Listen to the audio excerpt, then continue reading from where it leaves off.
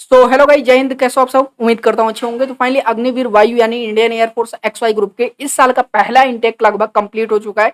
आपका एग्जाम हो गया, PFT हो गया, काफी लोगों को मेडिकल में ग्रीन कार्ड मिल गया, काफी लोगों को अभी रीमेडिकल दिया गया है, लेकिन घबराने की जरूरत नहीं है। उनमें से काफी लोग जो है आपके मेडिकली फिट हो जाएंगे दोबारा जब रीमेडिकल होगा। तो अब जो बचे हुए हमारे कैंडिडेट जो पहला एग्जाम यानी जो स्टेज 1 है आपका, जो क्वालिफाई नहीं कर पाए इंटेक 1 में, वो सिलेक्शन नहीं ले पाए, उनके लिए खासकर ये वीडियो होने वाला है।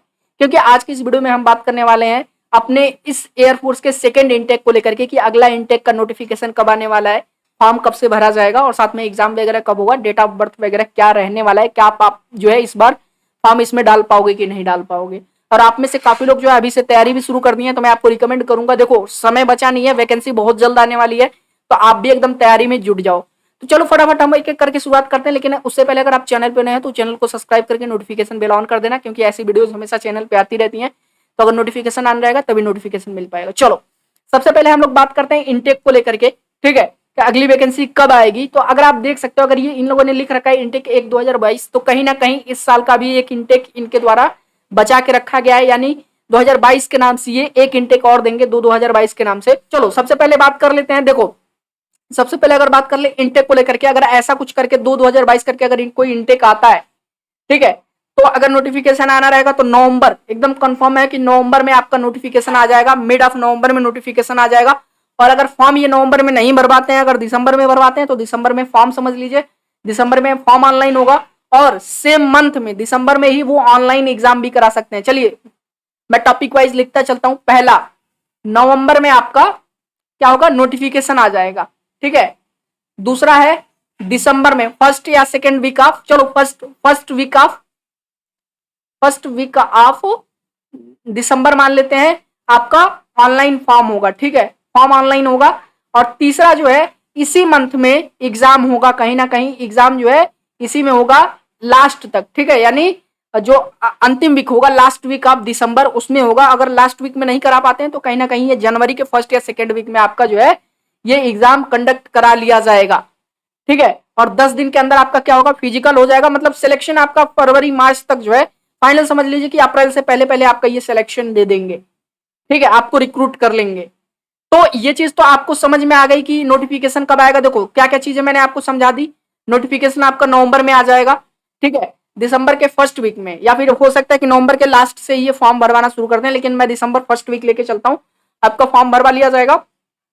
और पूरे पूरे चांसेस हैं कि दिसंबर के लास्ट वीक में ही आपका एग्जाम भी हो जाएगा। अगर दिसंबर में नहीं करवाते हैं किसी कारणवश, ठीक है, या फिर अगर ये जनवरी में हो सकता है एग्जाम डाल दें, तो फर्स्ट या सेकंड वीक ऑफ जनवरी ये एग्जाम डाल देंगे, 10 दिन के अंदर रिजल्ट आ जाएगा।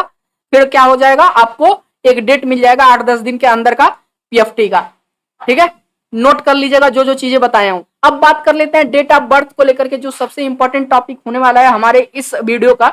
देखो हुआ क्या था, आपको पता है कि अभी जो पिछला हमारा इंटेक था उसका जो अपर एज लिमिट था वो 23 साल था, लेकिन इसके लिए कितना वो निर्धारित किया गया था, 17.5 से लेकर के, यानी 17.5 साल से लेकर के 21 साल तक। लेकिन काफी बच्चों ने इसका विरोध प्रदर्शन वगैरह किया, तो बैठक हुई और 23 साल कर दिया गया। लेकिन उन्होंने कहा था सिर्फ एक इंटेक में ऐसा हम लोग करना है, सेकेंड इंटेक से यही डेट ऑफ बर्थ आपका मान्य होगा, ठीक है। तो 2 साल सबसे पहले तो घटा दो, 2 साल आप माइनस करोगे, लेकिन इसके अकॉर्डिंग 6 महीने आपको क्या करना है, ये जो आपका डेट ऑफ बर्थ है ये पिछली वैकेंसी का है, 6 महीने दिसंबर से 6 महीने आगे बढ़ा दो, यानी आपका जून में आ जाओ, ठीक है। 31/6/2002 से लेकर के जब नोटिफिकेशन इसका रिलीज हुआ था, ठीक है, 31/6/2002 से लेकर के, और नेक्स्ट आपका ये जो आपका होगा जिस मंथ में आपका नोटिफिकेशन आया था उससे ठीक 6 महीने आगे बढ़ा दो, ये नवंबर, यानी जिस महीने में नेक्स्ट आपका वैकेंसी आएगी, नोटिफिकेशन आएगा वो, ये कहीं ना कहीं आपका अगला डेट ऑफ बर्थ होने वाला है।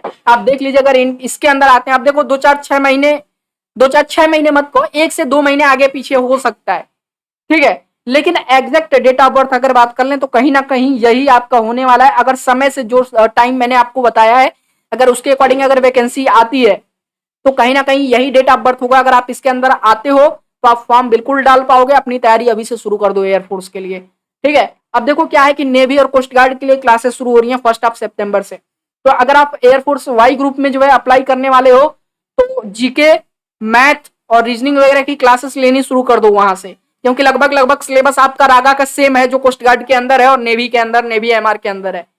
ठीक है। और साथ में नेवी एसएसआर में जीके आता ही है, तो उनके लिए भी फायदेमंद हो जाएगा, ठीक ना। रीजनिंग भी आता है, मैथ आपका एसएसआर के अंदर तो 11-12 का आता है, लेकिन नेवी एमआर के अंदर तो मैथ आता है।